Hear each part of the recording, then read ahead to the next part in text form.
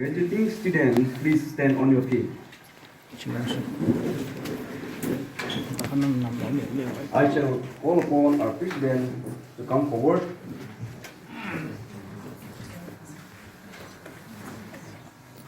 Respected sir,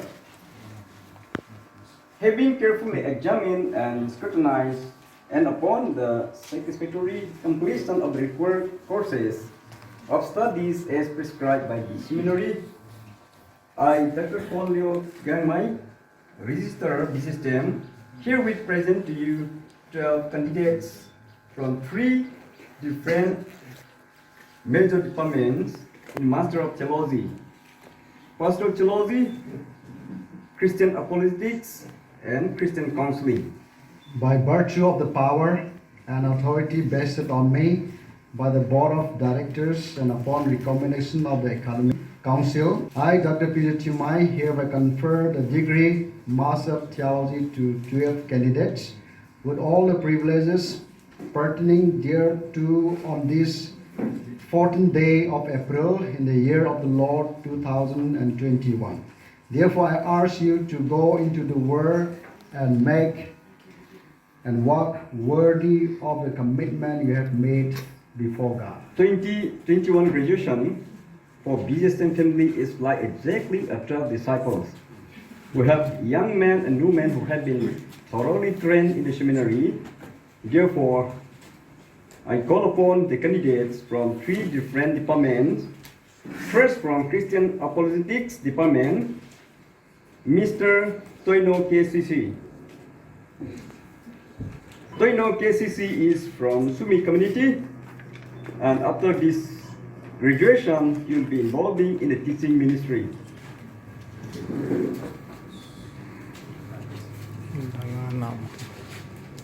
Second, from Christian Apologetics, Mr. Yu Towin. He is from Myanmar National, and after which he will be going back to Myanmar and joining as a transplanter.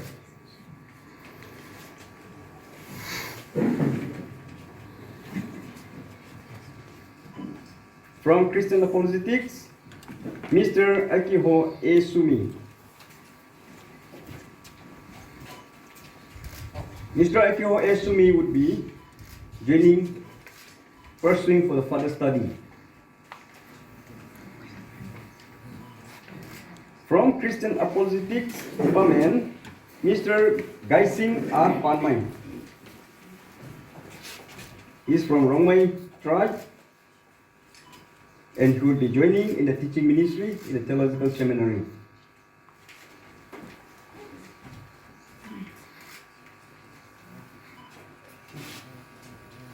From Christian Counseling Department, Miss S.K. Chungon Liu.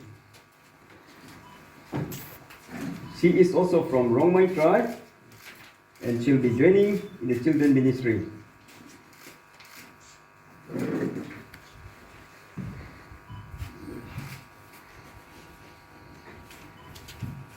From Christian Counseling Department, Miss Lobby. Miss Lobby is from Sumi community. She will be joining in the children ministry.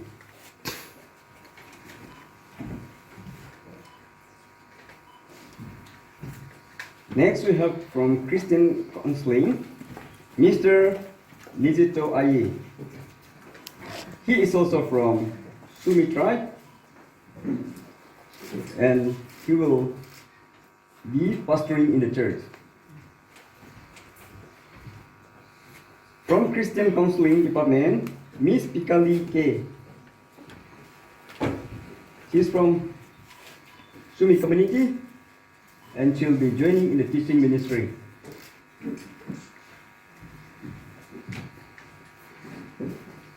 From Pastoral Theology Department, we have another 4 candidates here. Mr. Ongba Ong. He's from community, and he will be pursuing higher study.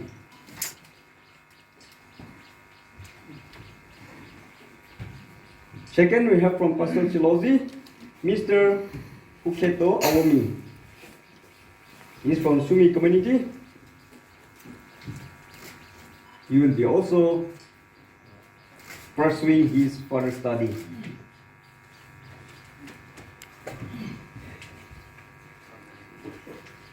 Next we have Mr. Lesing Sanglai. He is from Tangku tribe and he will be pursuing higher study.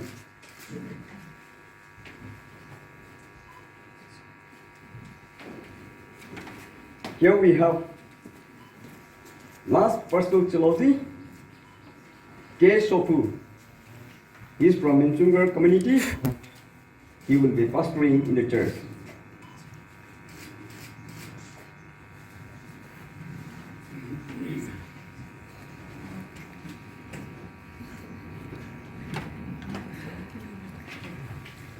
Graduate, please be seated.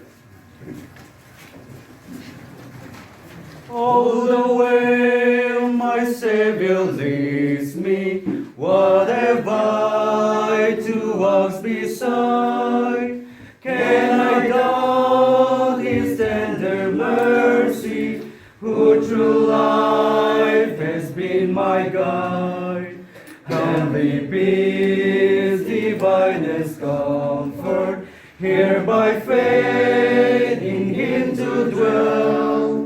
For I know whatever befall me, Jesus doeth all things well. For I know whatever befall me, Jesus doeth all things well. So many missionaries, so many pastors, so many of His servants and maidservants are going to come out from this campus and preach and reach out to the people, those who are in His bondage. Now, as we do the Word of God, preach the Word of God, what we should remember is there are a lot of things to do.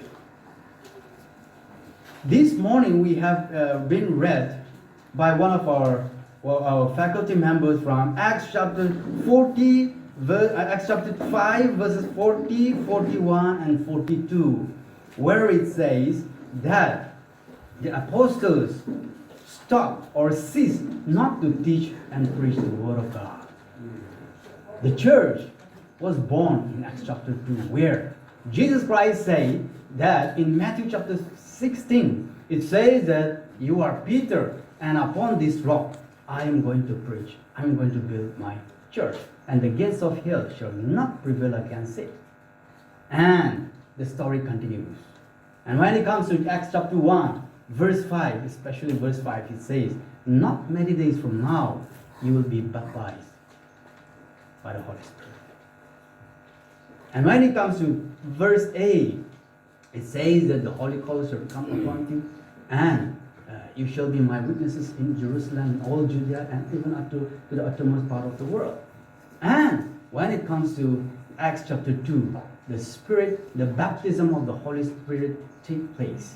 And that is the reason why we believe that the church was born on the day of Pentecost in Acts chapter 2. In spite, the word church was not used there.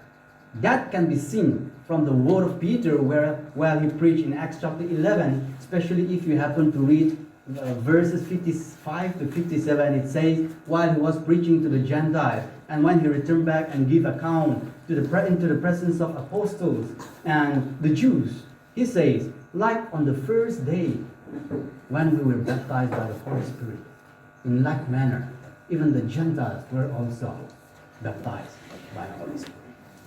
That can be understood from the word of God in 1 Corinthians chapter 12, verse 13. It says that we are all baptized in one Spirit into the same body. That is in the body of Christ.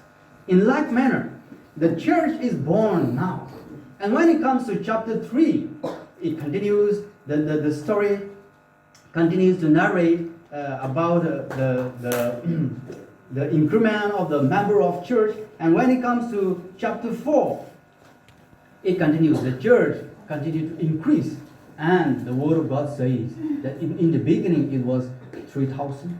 And it comes to 5,000. And when it comes to chapter 5, it turns into multitude, which simply means the number was not being able to be counted. It was innumerable. Now, when it comes to chapter 4, even the persecution started immediately, especially from the Jewish community among themselves. It says that as the apostles preached around the resurrection of Jesus Christ, the spiritual leaders, Sadducees, and the captain of the temple tried to stop them and tried to hinder the preaching of the resurrection of Jesus Christ. And it also says that they were beaten up and they were imprisoned. And after that, automatically, miraculously, the angel of the Lord came and delivered them, and they went into the highways and byways and preached again. And when it comes into the ears of the religious leaders, they hold a meeting again, and they try to stop them again, not to preach, saying that Christ has been resurrected. But there stood up a man, a scholar by name Gamaliel. He says that he brought two examples from a person called Theodas and Judas of Galilee, saying that they try to claim that they are the Christ, they are God, they are somebody. But if it is not from God, then in like manner, those people doesn't last for long. When the leaders were killed, his followers were unable to continue. In like manner, if the Christ whom you are trying to stop is not God, is something is not there, if he is not Christ, then his followers will discontinue automatically. So he tried to refrain them from bringing further trouble.